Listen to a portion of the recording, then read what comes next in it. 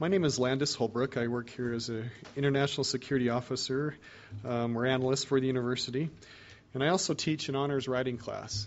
And Tim is one of my students, and that's how I've gotten to know him over the course of this semester. And quickly, and actually the first day that I met him, I realized what a great young man he is.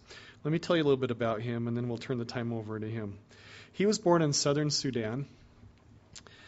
And when he was 8 years old, he left for Ethiopia. Now, when I say he left for Ethiopia, he didn't jump on a bus. He actually walked.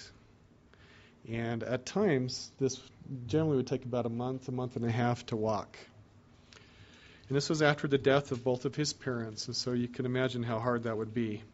He didn't go alone. He went with some family members and other boys who had lost their families because of war in Sudan.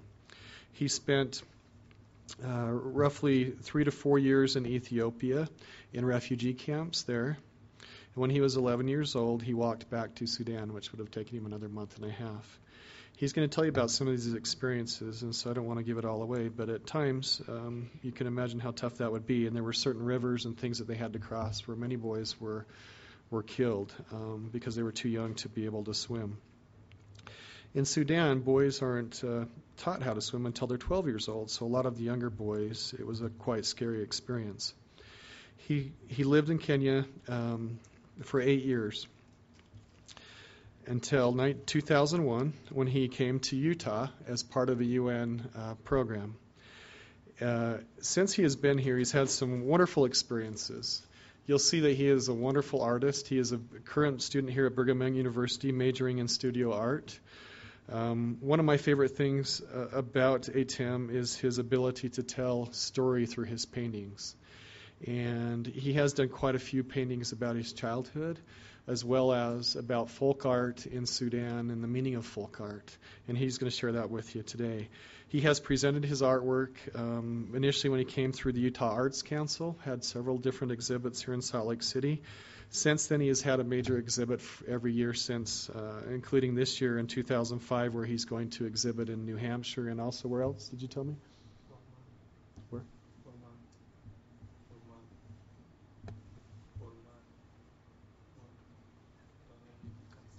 Spell it for me.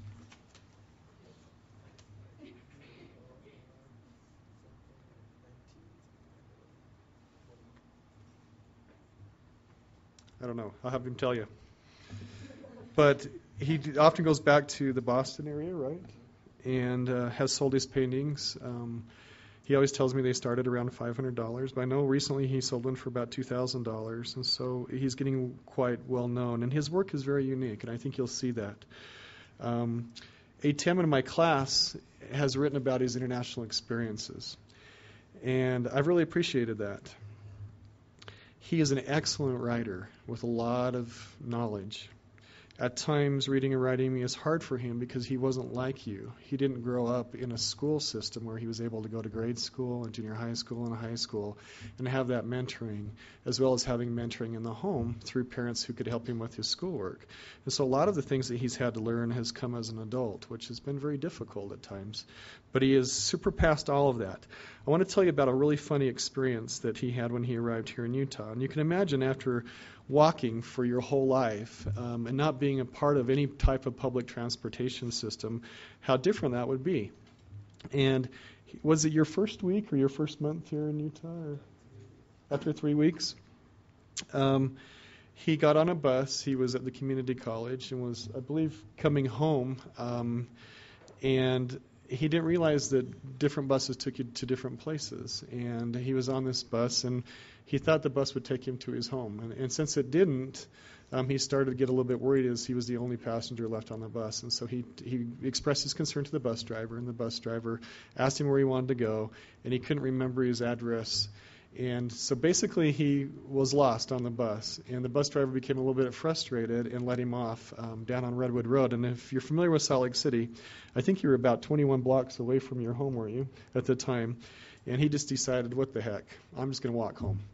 And when he got home, he actually had a surprise because all of his roommates were standing outside in the cold. This was, I believe, in November, wasn't it? And he had the house key, and they'd been waiting for several hours for him to walk home. So he's a very remarkable young man, and I really appreciate him taking the time to speak to you today. And will you please join me with a warm welcome for Tim Alu?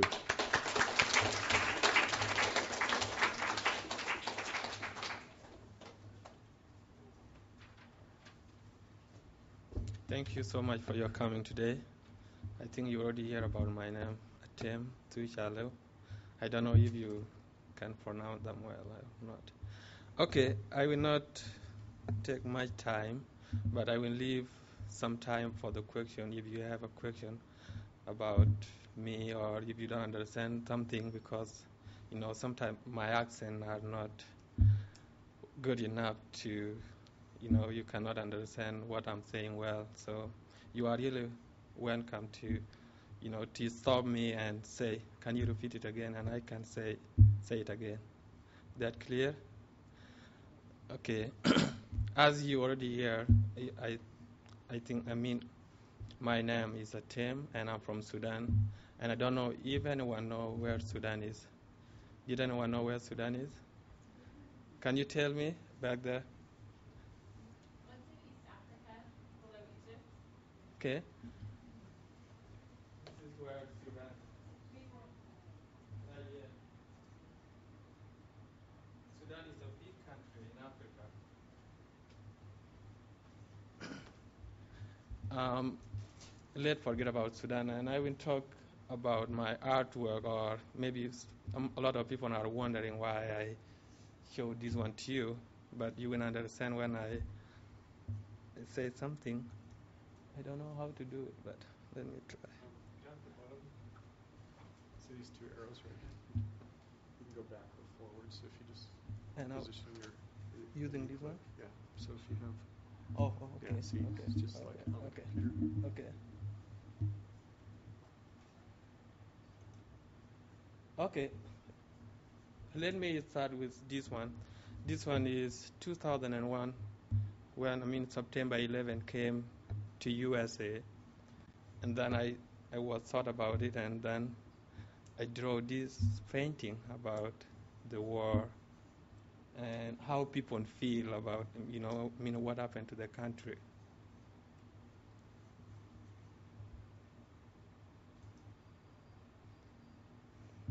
Okay, this one is mean a lot of things to me because I left my country when I was 8 years old, and then my father died when I was 5 years old, and also we lost a lot of people in Sudan have been killed, and some people die because there is no food and no water, and a lot of people that is still fighting. They have right to fight, even though a lot of people want to kill them.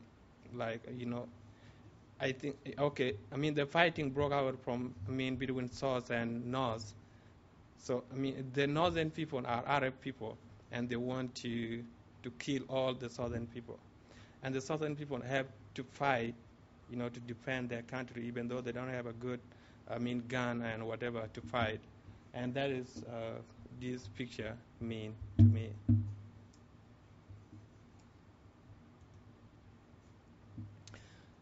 This is a big history, and I don't know if we have time to say it, but this is my theory, but don't take it as a right thing. I will convene you to listen to it, but don't take it as a right thing.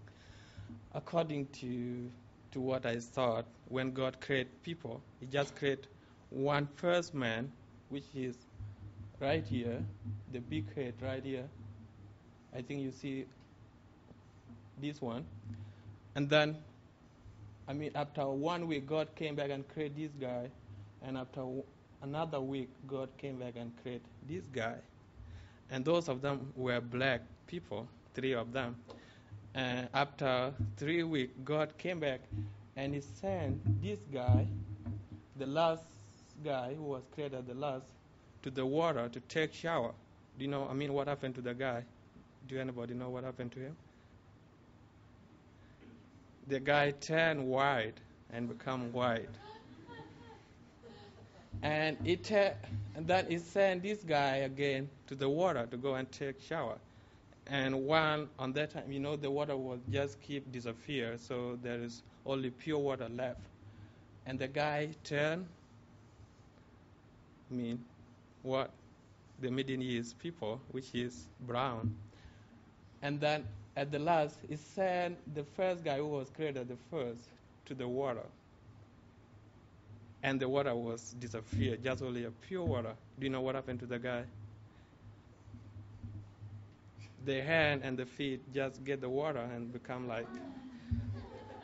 So that's my theory. Don't take it as a real thing.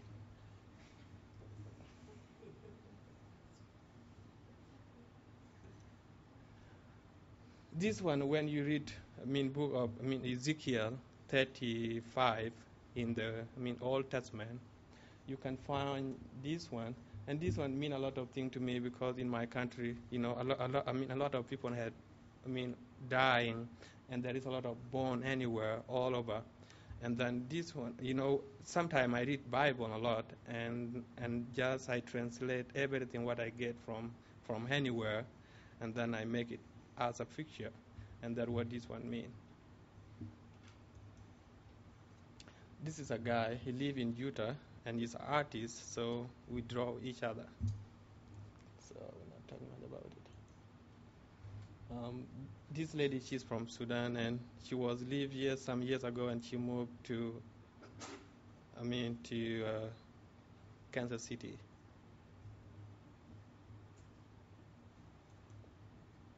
This is my drinking cup, that's what I use every time. And one day it was night, and then I lay, on my bed, and then I saw the light just coming through my cup. This one, like the way I draw it. Then I wake up and draw the painting, and the painting came back to me because we people of Sudan have been suffering a lot. Many people die, and many people, pass through, the difficult thing. That, the Jesus was there with us, and that the light means Jesus was, follow us and guiding us to wherever we go. And that's what they mean.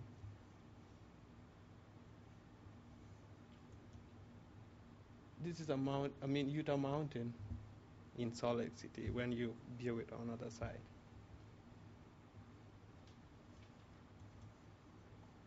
This is the same history I've been telling you about the creator, 2 people or 3 people.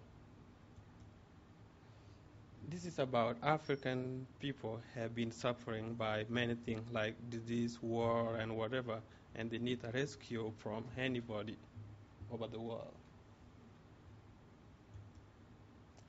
This reminds me the time I left, from Ethiopia back to Sudan. I work with my brother, and maybe this is me and this is my brother, I don't know.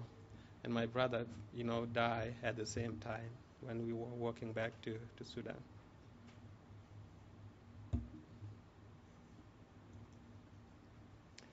This is talking about African people.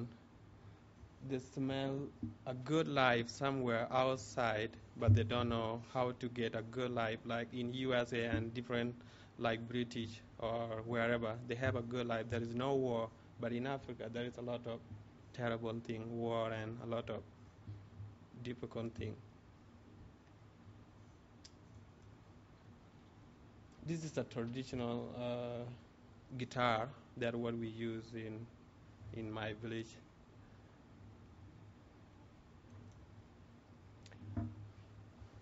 This is about the refugees people or Sudanese people have been affected by war, and that Sudanese are just like people are in prison. They're like people are in prison, and this is a locker with some chain on it, and then the United Nations came with a key and just like to open the locker so that people can have a freedom and you can go to wherever you want. This is the traditional dancing.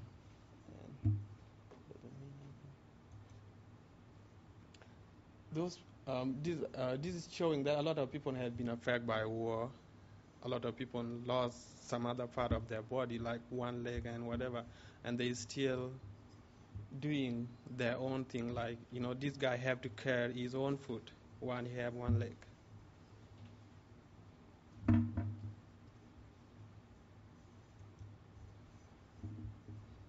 This reminds me to my village.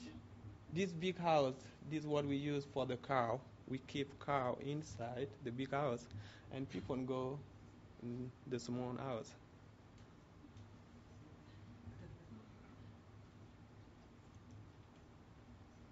This one talking about, the traditional culture is better than the town life, because in Africa, you can identify people according to their traditional, and you can tell this person is from this tribe according to what they wear.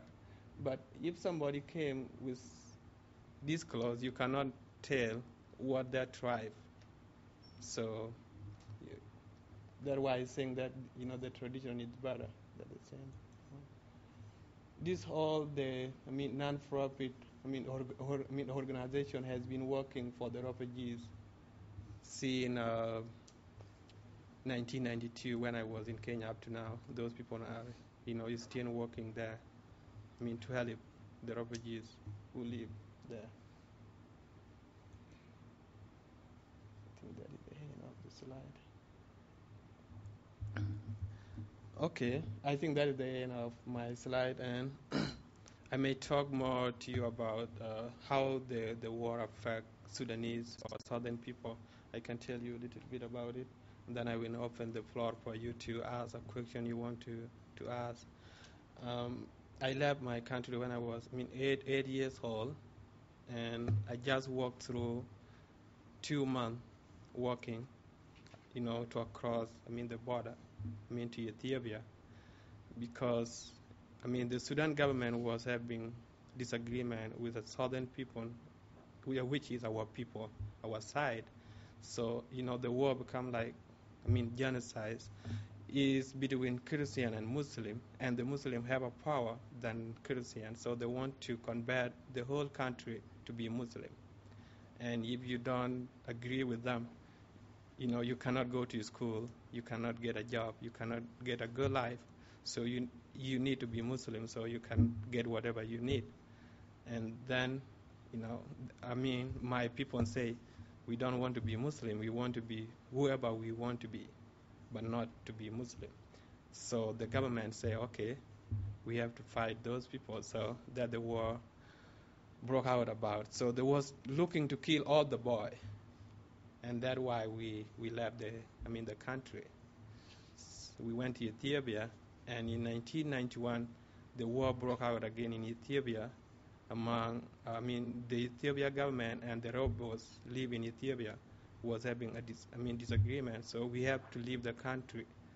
And also those people were trying to kill us, and many people died because about 20,000 people left Sudan, most of them 8 years old up to 12 years old, and we lost about maybe 1,500 on the way to Ethiopia. And when we left Ethiopia, we lost about 5,000 people drowned in the river because many of us, they don't know how to swim, and people were shooting us to the river, so we have to go to the river.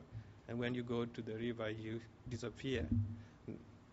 Nobody can see you again. So that one was really very hard for us to cross the river. And we came back to Sudan, and Sudan government was trying again to kill us. So we came to Kenya. And I live in Kenya for 8 years, and that's where I started my school.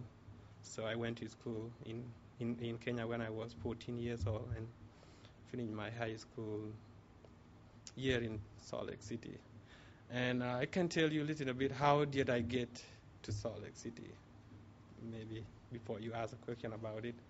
So, even though we was living in Kenya, the life was very hard for us because people eat one a day, or you can spend even 2 days without food because, there is no food.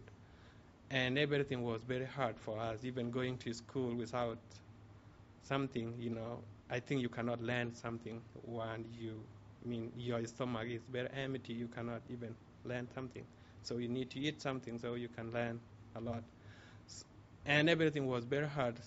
That United Nations have a decision, and they came to USA and talked to the president of USA if they can allow us to come to USA so that we can have our education and we can get a job and do whatever we need for ourselves.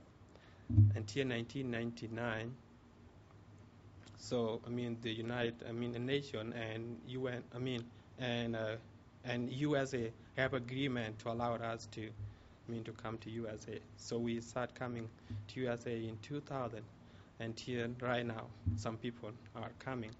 We were about 7,000 who live in Kenya, only the boy and some girl. Right now in USA, we have about 3,700 who live in USA. And in Salt Lake City, we have about 120 something lost boy who live in Salt Lake City right now. And before I allowed you to ask something, I have one more painting that I want to show you.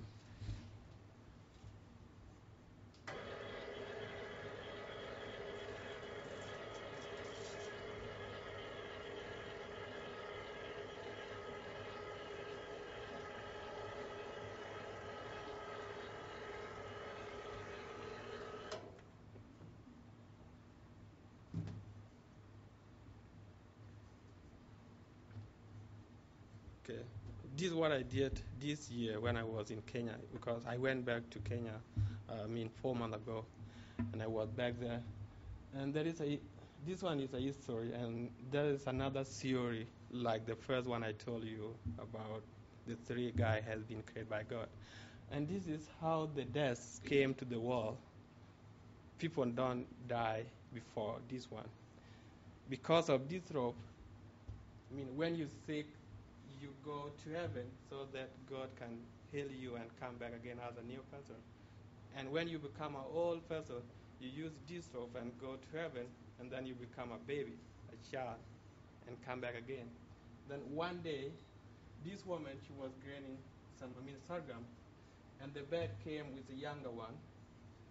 They were just picking up something on the ground, and the woman killed the younger bird, and the big bird feel hungry, and she just cut the rope. People cannot go to heaven anymore.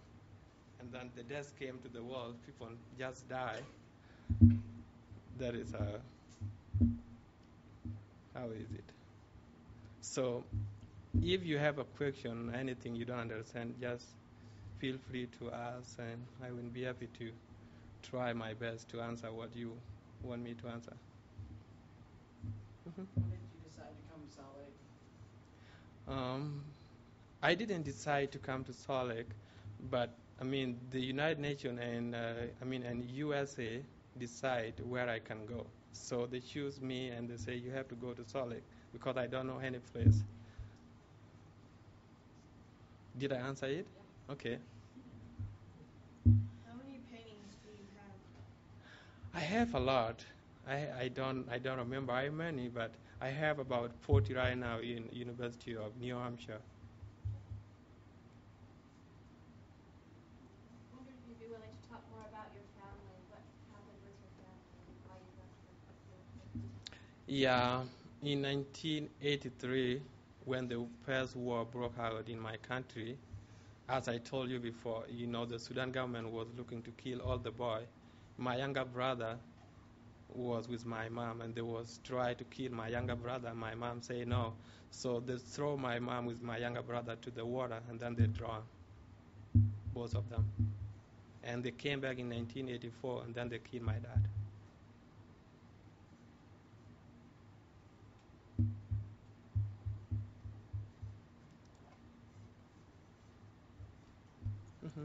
Back there. Go back to Africa? I usually go back to Africa every year and then come back here. To live?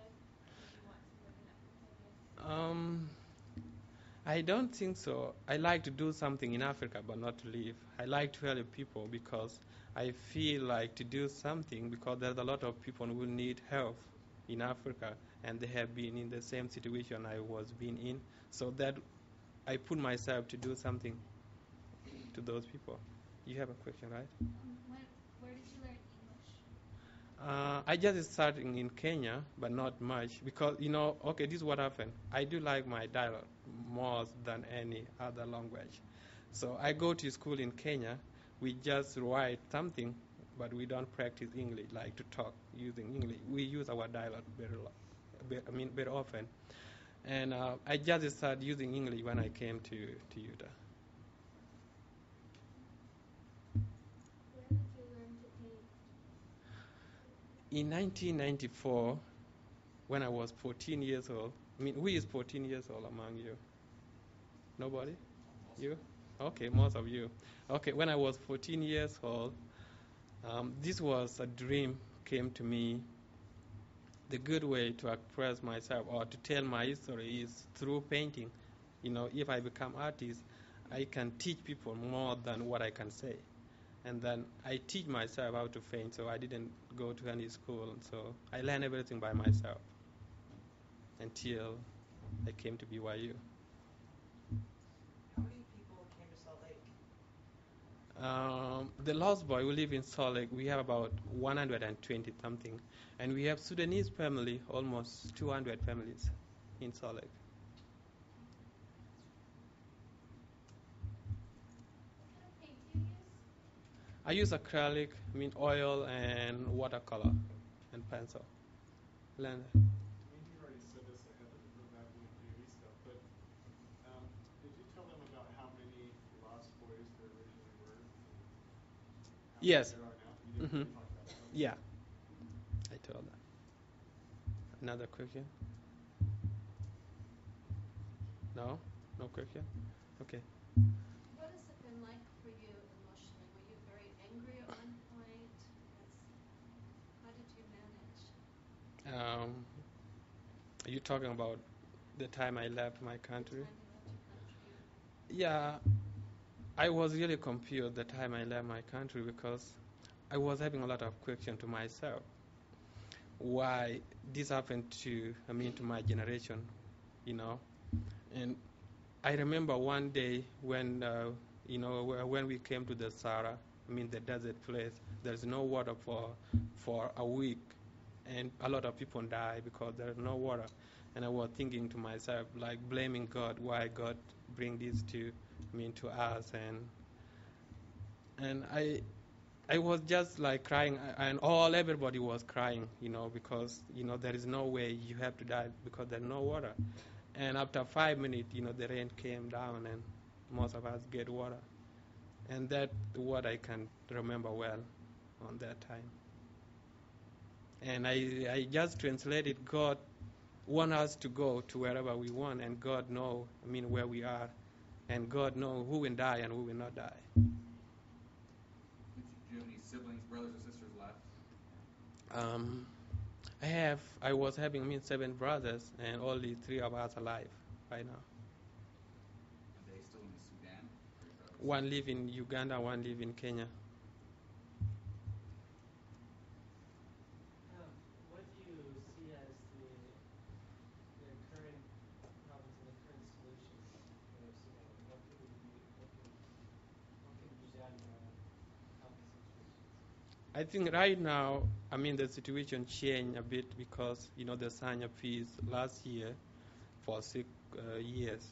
And I don't know how that peace is going to work because there is still a lot of problem. Because I was back there some month ago. I was down there.